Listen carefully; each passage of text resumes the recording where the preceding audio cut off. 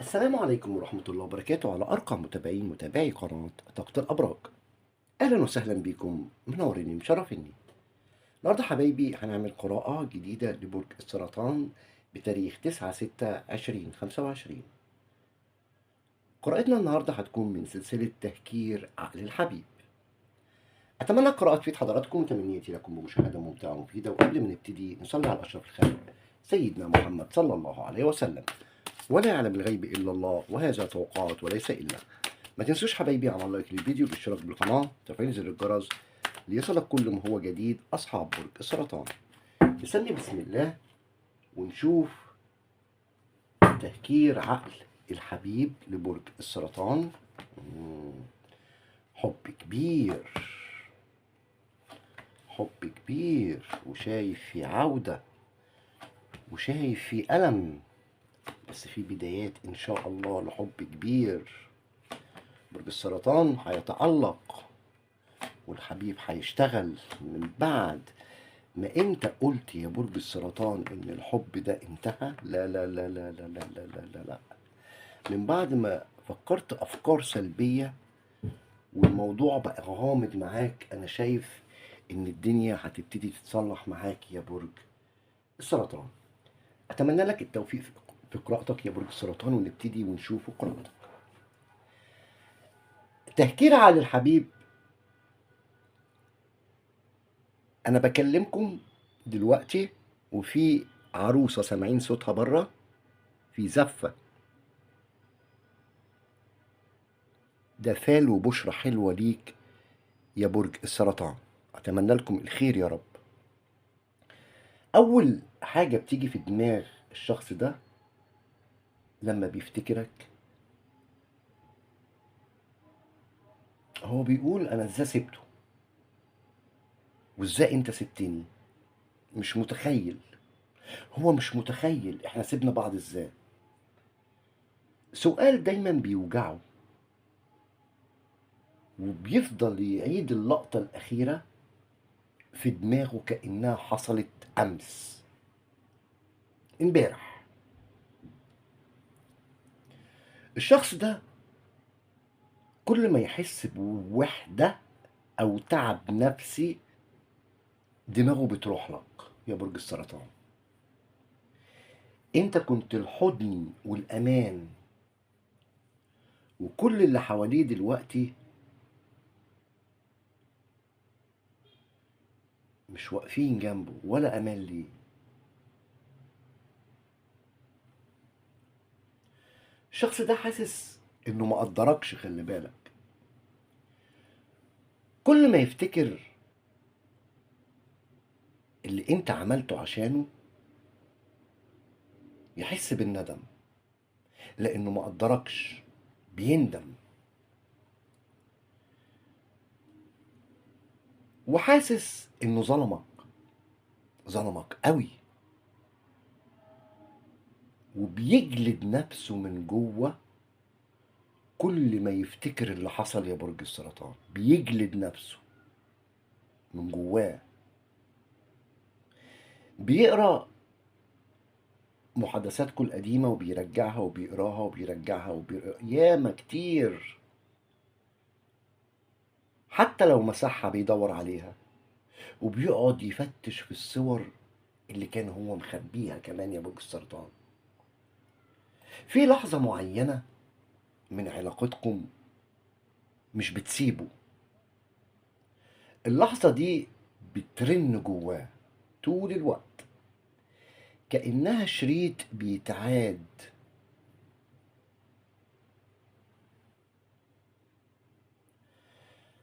الشخص ده بيشوفك في تفاصيل صغيرة حواليه الآن. بيشوف ضحكتك، صوتك، حتى لو كلمة، وكل حاجة بتفكروا بيك حواليه دلوقتي. أي حاجة بيقول السرطان السرطان السرطان، بيفتكرك على طول. حتى لو حد بيضحك، حتى لو حد اتكلم كلمة بيفتكرك. جواه بقى سؤال بيغلي، بيغلي. يا ترى السرطان نسيني، هي نسيتني. الإحساس ده بيوجعه أكتر من الفقد بقى نفسه، بيوجعه. وكل أغنية رومانسية بتفكره بيك يا برج السرطان. في نغمات معينة بتخليه يسرح ويرجع للعلاقة، نغمات معينة بترجعه للعلاقة. بيراقبك من بعيد، سواء من خلال السوشيال ميديا أو بيسأل عنك وسط الناس.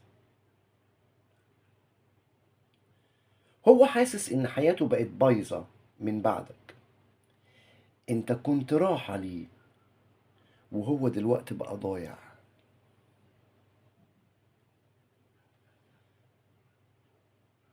الشخص ده دخل علاقة تانية بس من بره، ما تعمقش فيها،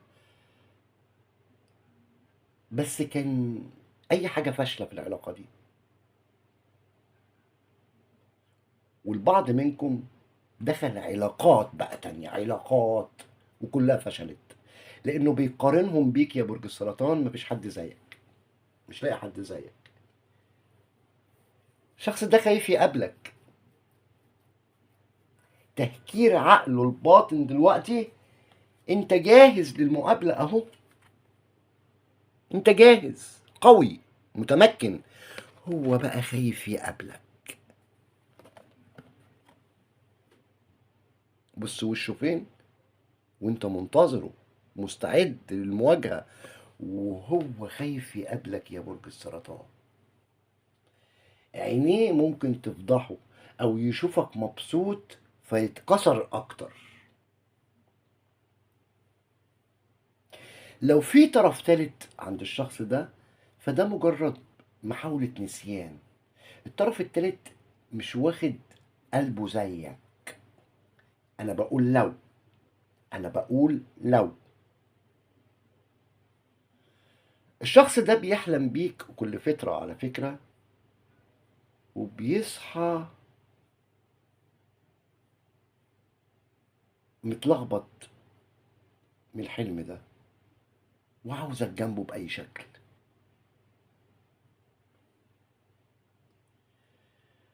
بيحاول يقنع نفسه إنك مش مناسب ليه أوقات، بس قلبه مش مصدق ولا ساكت ولا هيسكت على الكلام ده.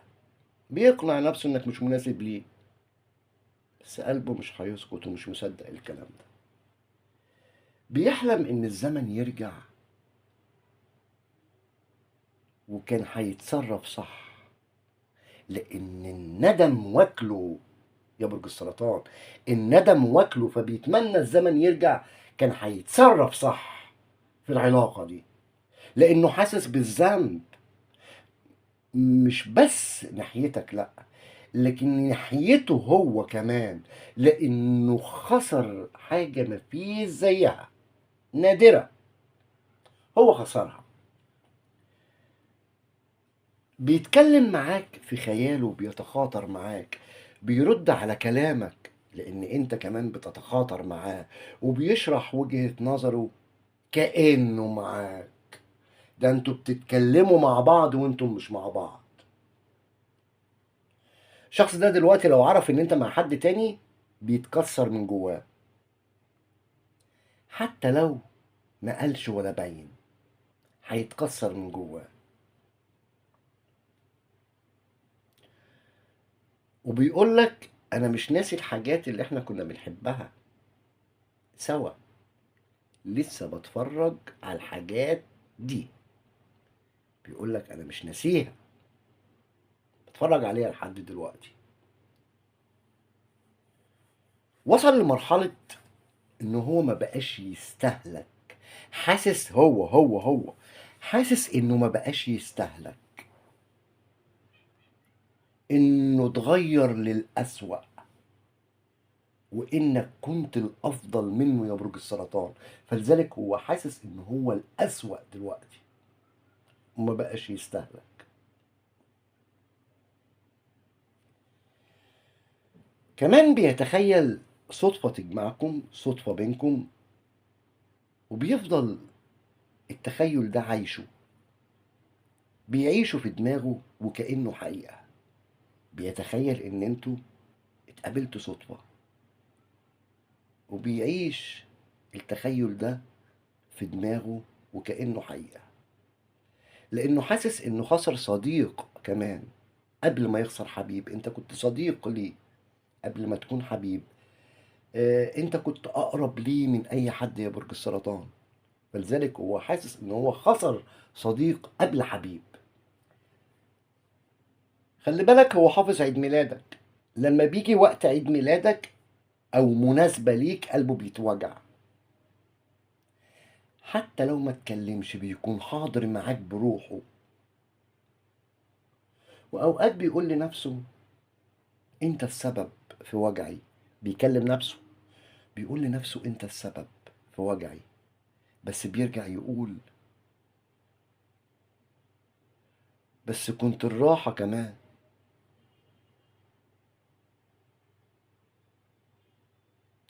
لسه محتفظ بحاجات منك، ممكن تكون هدية أو ورقة أو رسالة، حتى حاجة بسيطة بس غالية عليه قوي.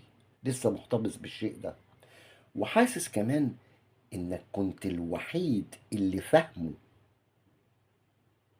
وبعدك توهه،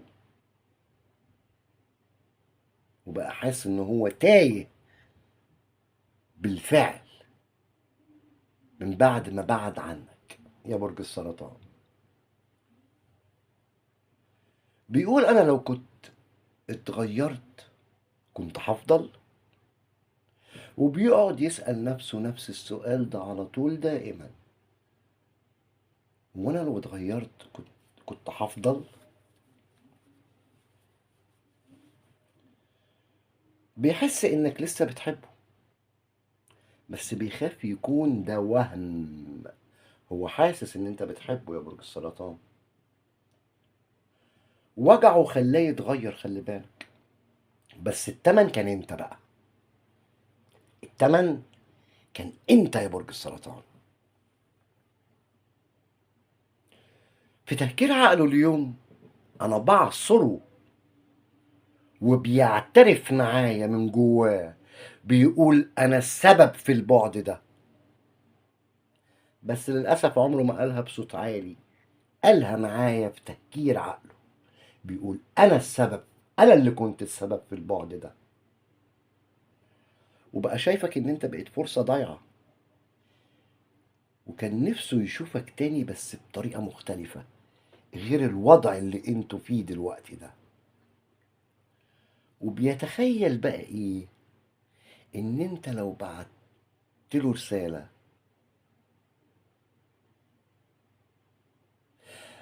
أو هو بعت لك رسالة هيكون ردك إيه؟ بيتخيل.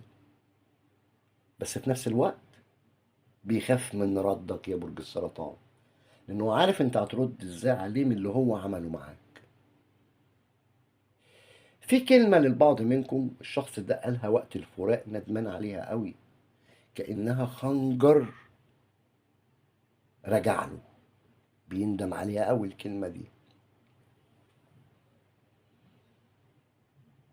من فترة قريبة، من يومين أو ثلاثة، من فترة قريبة كتب لك رسالة واحتفظ بيها في الملاحظات عنده، بس ما قدرش يبعتها. الرسالة دي موجودة عنده، كان عايز يبعتها لك.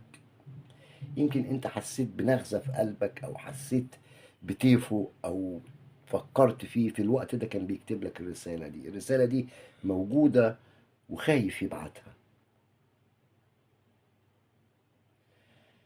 الشخص ده لما بيشوفك ناجح فرحان لابس حلو بيتلخبط بين الفخر والندم، بين ان هو بيفتخر بيك ان انت بقيت كويس وناجح وفرحان وشيك، وبين الندم ان هو خسر كل ده. كمان هو شايفك ان انت بيت اتقفل،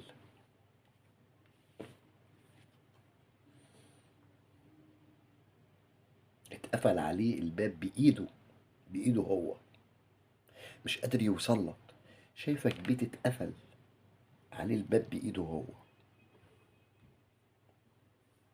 بيتمنى لحظة واحدة معاك يا برج السرطان، يقول لك فيها أنا آسف يا أغلى من عرفت، أنا آسف يا أغلى من عرفت في حياتي. الشخص ده لسه بيحبك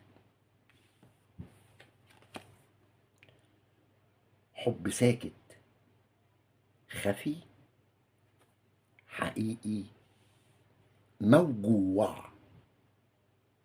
ودي كانت قراءتك اليوم يا برج السرطان، أتمنى لك السعادة والهنا على طول الدوام. انتظروني حبايبي في فيديو آخر، أترككم في رعاية الله وأمنه، والسلام عليكم ورحمة الله وبركاته.